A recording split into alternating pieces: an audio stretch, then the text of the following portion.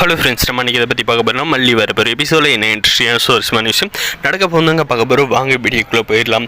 நம்ம யாருமே எதிர்பார்க்காத கூட்டணி இந்த போதுமன்னும் இந்த ரஞ்சிதா ராஜேஸ்வரி 3 பேரும் பார்த்திங்கன்னா எப்போவுமே பிரிய மாட்டாங்க. இவங்க 3 பேரும் சேர்ந்து தான் நம்முடைய மல்லியை வீட்டை விட்டு அனுப்புவாங்க அப்படின்ற மாதிரி எதிர்பார்த்தோம். ஆனால் பார்த்திங்கன்னா அவங்களுக்குள்ளேயே கடைசியில் பிரிவு ஏற்பட்டுருச்சுங்க. நம்மளுடைய ராஜேஸ்வரி பார்த்திங்கன்னா போதுமன் அம்மா நீ எல்லாம் ஒரு பொம்பளையா, நீ கடைசியில் லோக்கல்லேருந்து வந்தது உன் புத்தியை காட்டிட்டு பற்றி இல்லையா, இந்த மல்லிக்கும் உனக்கு எந்த ஒரு வித்தியாசமும் இல்லை அப்படின்ற மாதிரி பார்த்தீங்கன்னா ரொம்பவுமே அசிங்கமாக பேசுகிறாங்க.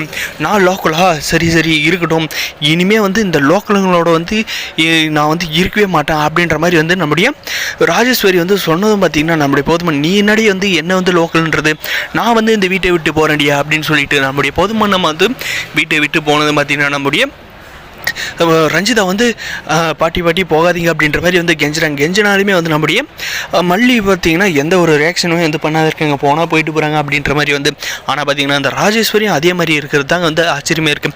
3 கூட்டணியும் ஒன்றா இருந்துச்சுங்க. ஆனால் பார்த்திங்கன்னா இப்போ பிரிஞ்சிருச்சுங்க. இதுக்கு மேலே தான் பார்த்திங்கன்னா நம்முடைய ராஜேஸ்வரிக்கு பார்த்திங்கன்னா டஃப் மேலே டஃப்பாக இருக்க போகுது. ஏன்னா 3 பேர் கூட்டணி சேர்ந்து பிளான் பண்ணி செஞ்சாவே நம்மளுடைய மல்லியை எதுவும் பண்ண முடியாது. இப்போ 2 பேரும் ஆகிட்டாங்க. அதனால் நம்முடைய மல்லியை அசைக்க கூட முடியாதுதாங்க சொல்ல முடியும்.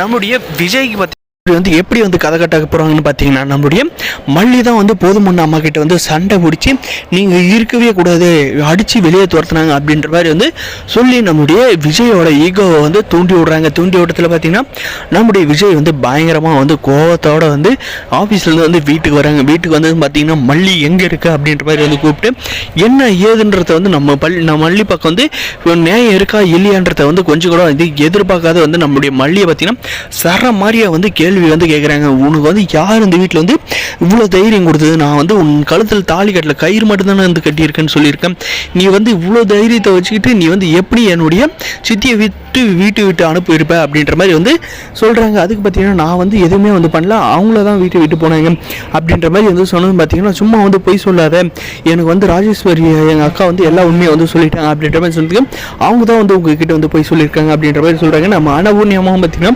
மல்லி மேலே எந்த ஒரு தப்பு இல்லை, இந்த தப்புக்கெல்லாம் காரணமே போதுமன் நம்ம வீட்டை விட்டு போனதுக்கு உன்னுடைய அக்கா ராஜேஸ்வரி தான், அவங்கள தரைக்குறவ பேசி நீங்கள்லாம் தர லோக்கல் எங்கள் வீட்டில் இருக்கிறதுக்கு அருகதையே இல்லை, நீங்களாம் என்னுடைய ஸ்டேட்டஸ் இல்லைன்ற மாதிரி எல்லாம் பேசி தான் போதுமன் நம்ம இந்த வீட்டை விட்டு போகிறாங்க. நீ கேள்வி கேட்குறதுனா மல்லியை கேட்கக்கூடாது, நீ போயிட்டு அந்த ராஜேஸ்வரியை தான் கேள்வி கேட்கணும் அப்படின்ற மாதிரி பார்த்தீங்கன்னா நம்முடைய விஜய் கிட்ட நான் அன்னபூர்ணியமாக சொல்கிறாங்க. இதெல்லாம் கேட்டு விஜய் சார் போயிட்டு அந்த ராஜேஸ்வரி கேள்வி கேட்பாரா கேட்க மாட்டாருன்றது வரப்போகிற எபிசோட் இருக்க போது இந்த வீடியோ பிடிச்சிருந்தா லைக் பண்ணி மறக்காத நம்ம சேனலை சப்ஸ்கிரைப் பண்ணி வச்சுக்கோங்க. தேங்க்ஸ் ஃபார் வாட்சிங்.